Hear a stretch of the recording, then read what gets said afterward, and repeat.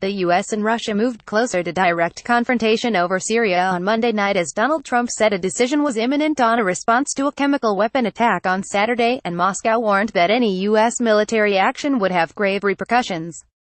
Trump met U.S. generals in the White House Cabinet Room on Monday evening to discuss how to react to the poison gas attack in Douma, a rebel-held suburb of Damascus, reported to have killed more than 40 people and seriously affected hundreds. The U.S. and its allies have accused the regime of Bashar al-Assad of carrying out the attack, and Trump himself said Vladimir Putin, by backing Assad, bore some responsibility. Russia has claimed there was no chemical weapons attack on Douma, or, if there was, it was staged by Western-backed rebels. "We'll be letting you know pretty soon. Probably after the fact." Donald Trump on his military options, "So we're going to make a decision tonight, or very shortly thereafter," Trump told reporters as he entered the meeting, accompanied by his new national security advisor, John Bolton. "And you'll be hearing the decision. But we can't let atrocities like we all witnessed. We can't let that happen. We have a lot of options, militarily," the president added. "And we'll be letting you know pretty soon.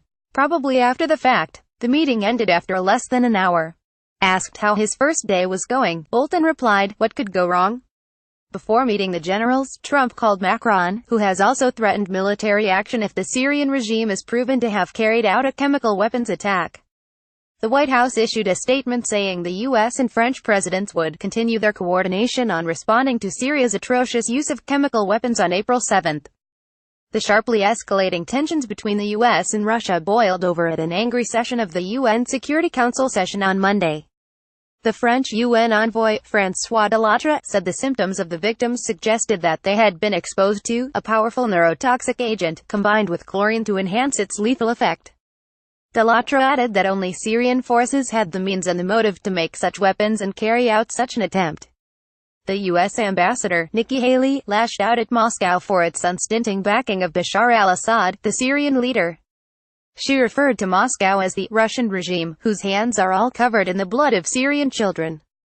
Haley's Russian counterpart, Vasily Nebenzia, complained that Russia is being unpardonably threatened, and claimed both that Russian investigators had found no evidence of a chemical attack in Douma, and that it had been staged by rebels, trained in carrying out false flag provocations by U.S. Special Forces. There was no chemical weapons attack, Nebenzia told the council. Through the relevant channels, we already conveyed to the U.S. that armed forces under mendacious pretext against Syria, where, at the request of the legitimate government of a country, Russian troops have been deployed, could lead to grave repercussions. A few hours earlier, Donald Trump said his administration was on the brink of deciding its response to the Douma attack. "We are meeting with our military and everybody else, and we'll be making some major decisions over the next 24 to 48 hours, he said at a cabinet meeting. "We are very concerned when a thing like that can happen.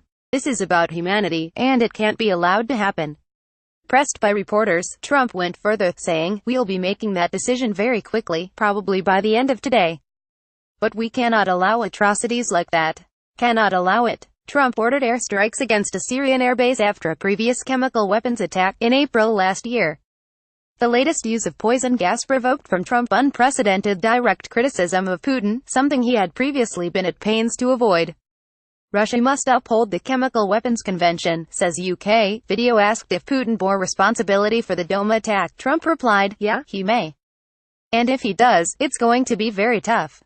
Everybody is going to pay a price," Trump said. "He will. Everybody will." Addressing the council chamber by video, the UN Special Envoy for Syria, Staffan de Mistura, expressed concern that the Syrian conflict was becoming a threat to peace and security far beyond the region, pointing to the major powers being drawn into the war, and pointing to airstrikes on a Syrian regime airbase east of Homs on Sunday, which are widely believed to have been carried out by Israel and aimed principally at Iranian forces there. Tehran has reported that 4 of its advisors were killed in the airstrikes. At the Security Council session, the U.S. proposed a resolution demanding a return to an independent UN mechanism to investigate chemical weapons attacks in Syria, along the lines of an earlier investigative panel that Russia dissolved by vetoing its continued work in November. The U.S. is calling for a vote on the resolution on Tuesday. "We have reached the moment when the world must see justice done," Haley said. "History will record this as the moment when the UN Security Council either discharged its duty or demonstrated its utter and complete failure to protect the people of Syria. Either way, the United States will respond. In his address, Nebenzia suggested a visit to Doma by the Organization for the Prohibition of Chemical Weapons (OPCW) might be possible under Syrian and Russian military protection. The UK envoy to the UN, Karen Pierce, said the Russian proposal was an offer worth pursuing, but she added that OPCW inspectors would have to have complete freedom of action and of access.